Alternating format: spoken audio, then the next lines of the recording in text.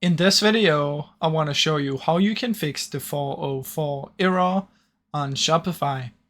Now, I have a little guide here how to do it, but I'll also show you with the video. So the way to do this is you want to find your broken links, but probably you already know the broken link if you know the place where you get the error message, but you can find that from doing this. But basically, once you found that, you want to set up a redirect. So as of this date, this is how you do it. It might change, but you want to find content and go to menus. In here, you want to create a URL redirect.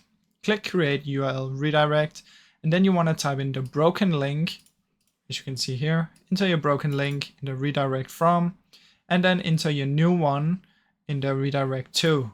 So what this does is whenever someone clicks on the broken link, which sends them to the 404 error website, it's gonna redirect to the new working one.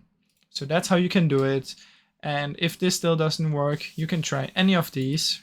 Check if there's typos or if you have some apps or themes that's making a conflict, or maybe there's some error if you've been using custom code.